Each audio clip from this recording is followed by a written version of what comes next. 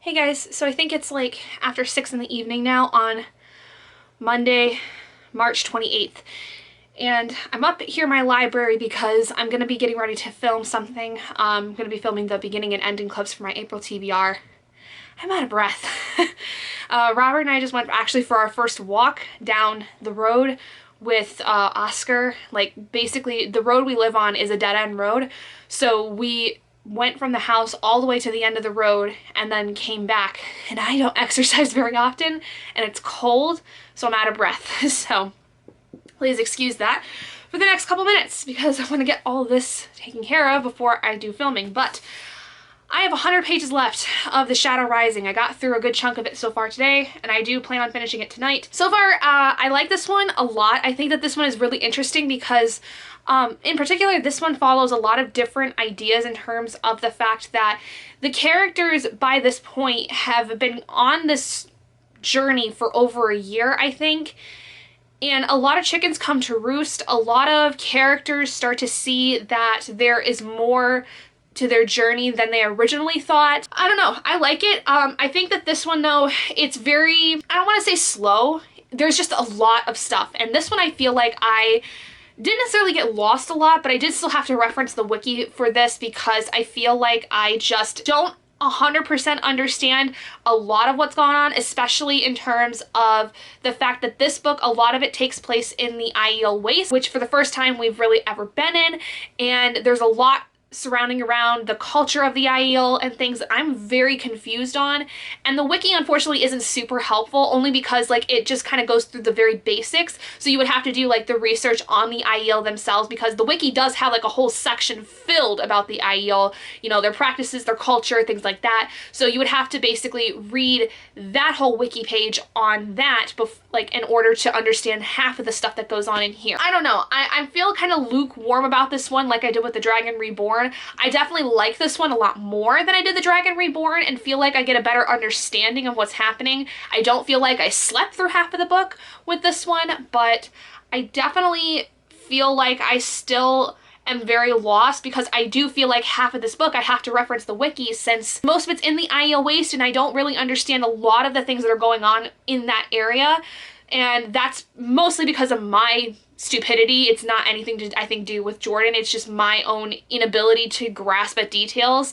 Probably because I've been bombarded with a lot of, you know, the Wheel of Time recently, and I do need a bit of a break, but I will be getting a bit of a break from it for a couple weeks here going into April. But I'm gonna go quickly film the beginning and ending clips for my April TBR, speaking of which, and then I will get this finished. Like I said, I have just under 100 pages left of this, and then tomorrow I should be starting and hopefully getting through the entirety, if not maybe by the end of the 30th, the Practical Magic. So. Hey guys, so it is about 9:42 in the morning on Tuesday, and yes, last night I did end up finishing The Shadow Rising by Robert Jordan.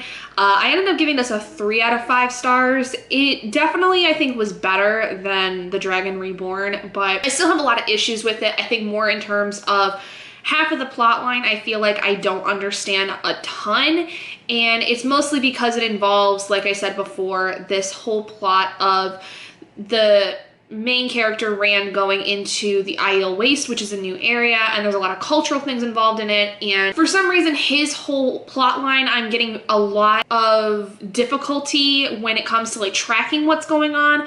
For most of the other characters I can pretty much understand what's going on, like with Nynaeve and Elaine in their plot line in this, what's happening to Min, what happens with Egwene for the most part. But Rand's story I feel like I'm starting to lose a lot of the trail with. Like, I feel like I don't know 100% what's going on with that. There are some things that were revealed about Rand that I think are super important. Like, we find out who exactly his parents are and how he is the Dragon Reborn and everything, and how he's from the IEL.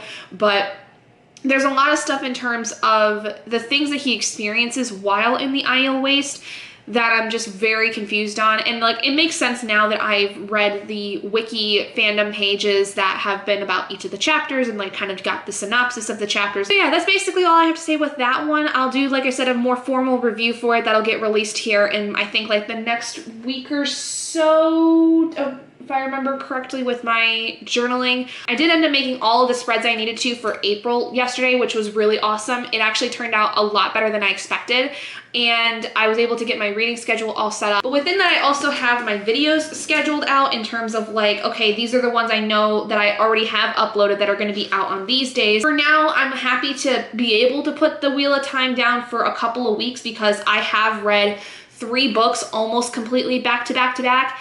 And I am getting a little burned out on the story, and I feel like I just need a little bit of something different. So today, what I'm going to be working on is Practical Magic by Alice Hoffman. The book is over on my other desk back there, so I'm not going to get it just yet. But I do want to get through the majority of that, if not all of it today. It's a fairly short book compared to, you know, The Wheel of Time, for instance, but it's gonna be interesting because from what I know of this, I know for a fact, based on what my mother has said, who's read this book, that it is very different in a lot of ways compared to the movie, that the adaptation of this book is very different because for one thing I noticed when reading Magic Lessons, which is the prequel story, the first prequel book in the series, is that the opening scene of the movie is shown in Magic Lessons, but it is actually set up way differently. There's different reasons as to why she's being hanged, and also the way that the curse is brought about is different in terms of the timing, because in Magic Lessons, it's not until after her baby's already been born that she puts the curse on the Owens women, whereas in the movie, it's while she's still pregnant. So there's a lot of things that are different, and then also the content of the book Practical Magic is different than what goes on in the movie. My mom said that there are some lines that are word for word from the book into the movie, but the majority of the content is very different. Either way, I will find out for myself and kind of relay that information to you guys because I know that there's quite a few Practical Magic fans out there and not many of them know about the book, and so I would like to let you guys know whether or not the movie is actually a more true adaptation, but as far as I'm aware, it doesn't seem like it is, so I guess we'll have to see what it is. Either way, I still love the movie. I will always love the movie. But as far as an adaptation, it might not be as good as some other adaptations of books. So anyway, my camera battery is dying. I need to go and finish up some stuff for work real quick before I take a break.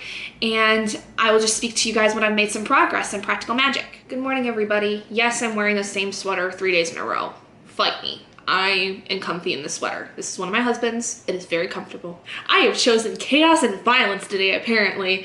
But today, so it is going on 9 o'clock in the morning on Wednesday. Holy hell, it's already Wednesday? What in the hell? Yeah, chaos and violence. That's going to be the theme for today, I think.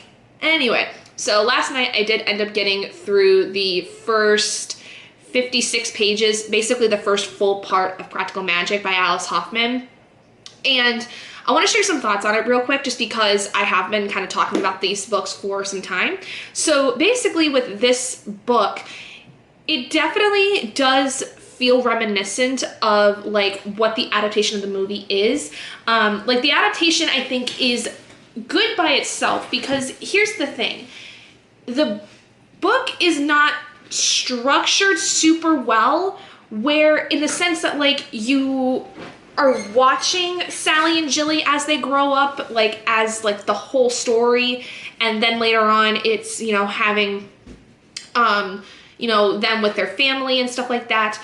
It actually feels more like the movie, where because like the very beginning of the movie, it's showing Sally and Jilly when they're little and then when they're grown up and Jilly is going off to run away with her boyfriend. That's very much how the book is the whole first part is pretty much seeing the entire beginning of the movie and also the whole thing with Sally and her husband and how her husband dies and how she goes into a depression and then how she comes out of that depression.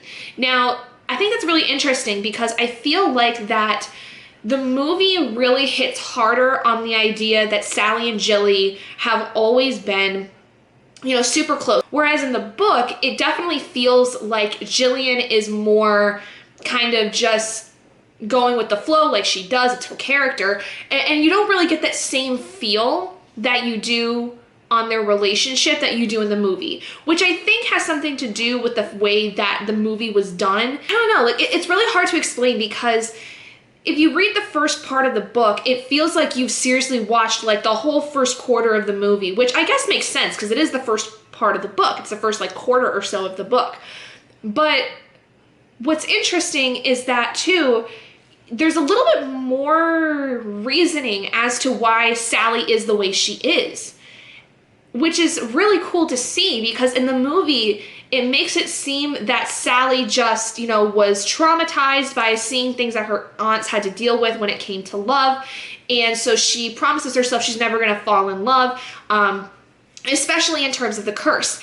In the book, Sally doesn't even believe that her aunts are actually magical. She doesn't believe that what they do actually has any real standing. Whereas in the movie, the kids are very much, you know, involved in that. They definitely feel as if like those things are real and all these things. And Sally doesn't really seem to believe that, where Jilly does. And Sally's the one in the movie who has the abilities where Jillian doesn't really. Jillian doesn't really have any of the skills that the aunts do. The movie by itself is a good adaptation. I think it definitely hits the nail on the head with a lot of the themes and the ideas that the book does talk about. It's just a much more condensed, I think, version of the book so far. Keeping in mind, this is only the first quarter of this, because I don't even know if in the movie, with the whole thing about Sally and saving Jilly from Jimmy, if that is at all a part of the book. I also don't know if the cop that gets involved in all of that Sally falls in love with in the movie,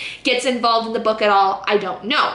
I have to still see whether or not that's the case. But as far as the first quarter of the book, the movie so far is just a very condensed adaptation of the book, because there's a lot of things that like you can't really just put in there because it's just a lot of useless information in some capacity.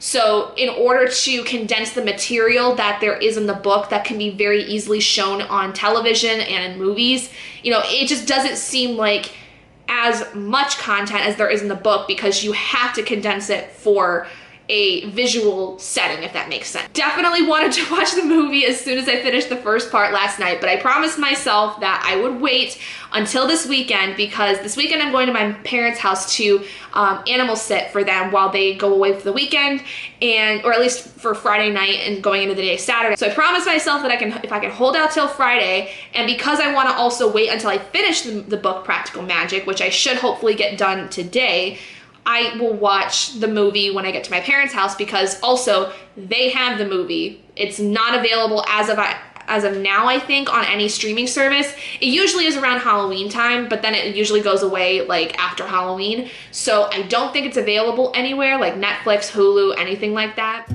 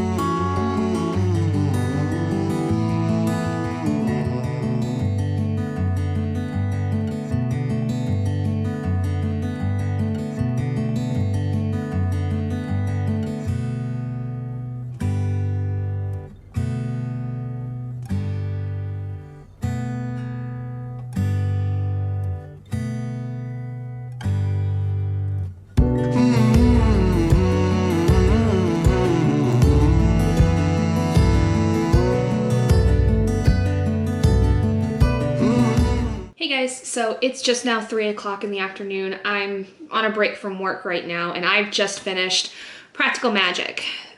I have a lot of thoughts on this, mostly because this feels like almost a completely different story. Like, here's the thing. By itself, the book is actually pretty decent, right? It's a 3-star for me. I think that in general, the story by itself is pretty decent. It's an interesting story about family, and specifically about how sisters, while you may be very different, in a lot of ways you are the same. Not just because you grew up together, but because there's always something that's going to, in a sense, draw you back. And I say always very loosely because I understand that, there are such things as toxic situations where, if you have a sibling and, you don't feel that they are good to stay around, that's totally valid, that's fine. So I'm using the term always very loosely within this idea, but the story does deal a lot with also this duality in terms of sisters, where a lot of times, not every time, but a lot of times when it comes to a family that has two siblings, for instance, it could be sisters, brothers, sister, brother, one that has a particular personality and the other that has a very different personality from that, like almost a complete opposite.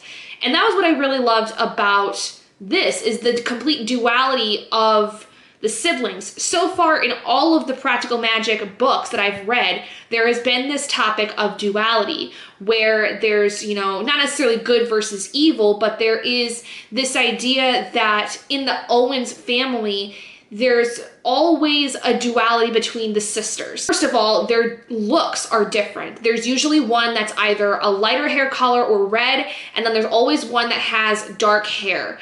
And with that, there's also a distinct difference in personalities. Usually the eldest sister is the one that is a little bit more harder, a little bit less free in a lot of ways, whereas the younger sibling is the one that causes some trouble. I feel like, though, with everything that I've read so far from the first two books that were in this to this, there really wasn't a clear full-on story. This definitely was more of a character study, I think, of Sally and Jillian, and even also to that extent Sally's girls, Antonia and Kylie, because we see a lot of the two of them involved in this and how they grow up and how they are influenced in a lot of ways by what happens with their mother and their aunt. And the thing is that I feel like that is one of the biggest drawbacks with this. Putting aside the movie completely, like we're gonna get into that in a minute because I do have a lot of thoughts in terms of the adaptation by itself and how the book differs from the movie. But if we're putting the movie completely aside, the book by itself, like I said, is actually pretty okay. But I think my biggest issue with it by itself, as a literary piece, there isn't much of a plot that gets at all developed until the last probably 30 pages of the book. A lot of that is because we spend so much time looking at the characters themselves and how, for one, they differ from each other, but also how they're very similar in a lot of ways. Because, I mean, like I said, we're looking at not just Sally and Jilly, but Antonia and Kylie as well, and how the two sets of women within this are very different from their sisters, but they're very much the same in the sense that they understand that they both come from places of hurt. They both feel like they have to live up to something. They both feel like they have to somehow, I don't know, like they have to kind of prove themselves to each other and to themselves. And it's interesting to see how that kind of a relationship, I think, is very evident in a lot of sister relationships. And then when it comes to Sally's daughters, Antonia definitely wants all of the attention. She always wants to have the attention of every person, whereas Kylie was kind of different. Kylie was wanting really only the attention of a few people, but she also wanted so much to be like her Aunt Jillian in a lot of ways. She wanted to become Jillian in the sense that she wanted to feel like she could do whatever, she put her mind to, that she was able to, entice men like her aunt could, but that wasn't necessarily the case. And Kylie kind of was stifled in a lot of ways with also having her older sister, because her sister was getting all of the attention from everybody. I don't know, I feel like I'm kind of just very lukewarm about this though, because I feel like there wasn't a lot of substance, because like I said, it's very much a character-driven story. It is a very much a character study, whereas I feel like the other two books, while they were character studies as well, had something more to them that I really seemed to latch onto. And I think it is entirely possible and is more than likely the case with this, that I set myself up to believe that practical magic was going to, in every single way, emulate what I saw in the movie. And I think that because of that bias of the movie, it really let me down in a lot of ways. And I think that that's more than valid.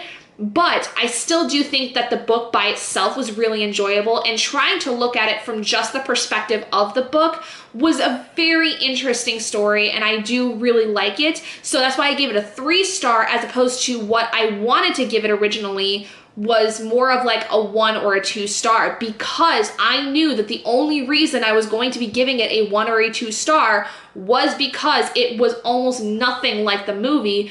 But the thing is the book came out before the movie, and to be quite honest, if we're talking adaptation-wise, the movie was good adaptation, I think, of some of the core elements and the actual like real plot that there was within the story. But it definitely changed a lot of things from the book. There's a lot of things that were not shown in the book that I think would have been really interesting to see in the movie. So I think that they have to exist as 2 separate entities. I think that by reading this book, you have to look at both of them as separate things, because the book has a very different connotation to it than the movie does.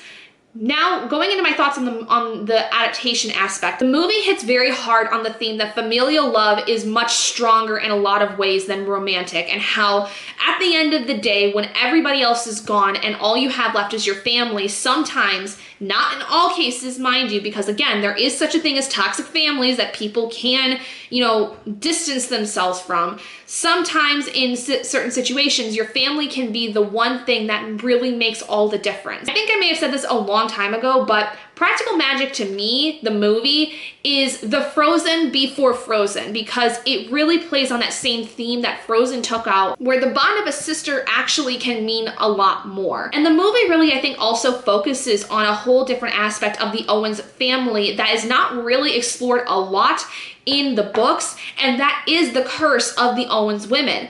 It is touched on a little bit in the sense that you understand that there are, men who have died that have loved the Owens women, but it's not something that is fought against at all. And in the movie, it is something that Sally really tries to fight against. The idea of Jillian and Jimmy does happen in the book, but it is much, much less to a degree than what is shown in the movie, because there are spooky things that do happen over the course of time after Jimmy is killed, but it's not to the same degree that we see in the movie, where we see things like Jillian end up becoming kind of, in a sense, possessed by Jimmy, that they have to perform an exorcism on him, and that is how the sister love really seems to play into effect.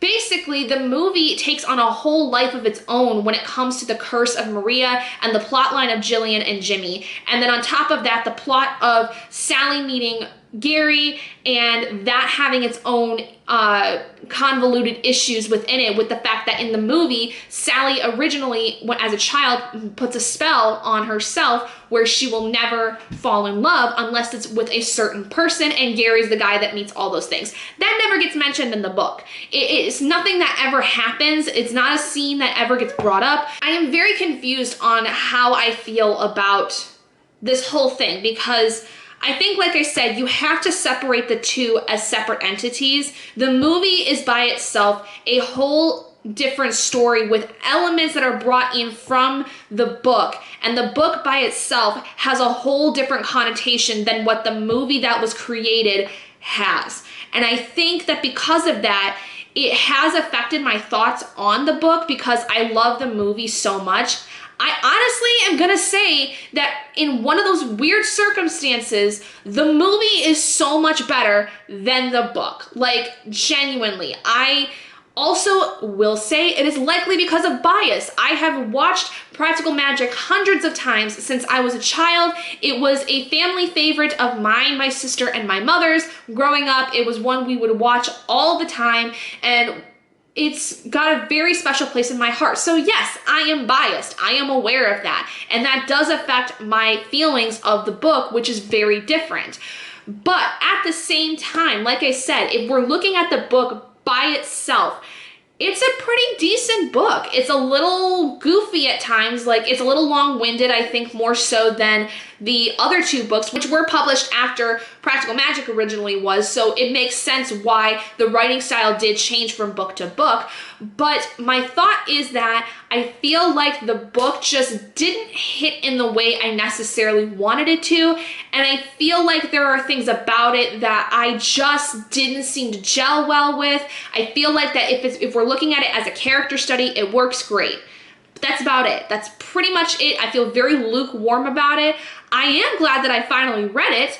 I just feel like I liked the two prequel books a lot more. So I guess overall, that's really just what I have to say on it. It's just very weird for me. I don't know how to feel about it. I don't know what exactly to do with this knowledge. I just feel very confused, and I'm kind of sad, honestly, because of the fact it was kind of disappointing. But I am going to be actually ending this vlog here because today is the 31st, and I want to start my Realmathon and Aurelium vlogs basically, you know, at the same time. They're basically, it's all going to be under the same kind of vlog for both of those, but I do want to get that started tomorrow because tomorrow is April 1st, which is the beginning of Realmathon and Aurelium Academy, so I don't want to like carry this over into that because this is still technically part of the March GreekGodathon stuff, but I already completed my GreekGodathon TBR with last week's vlog. So anyway, I did finally complete all of the books I had set out for my March TBR though, which was great. I'm glad I finally got that done. And now I don't have to read anything else for the rest of the day, and I'll get started with my reads for April tomorrow. So thank you all so much for joining me in this video. If you guys did enjoy it, please do give it a big thumbs up. And if you haven't already and you'd like to be and would like to see more content like this, go ahead and hit that button down below and subscribe to become an owlet in our flock. And I will see all of you guys in my next video. Bye guys!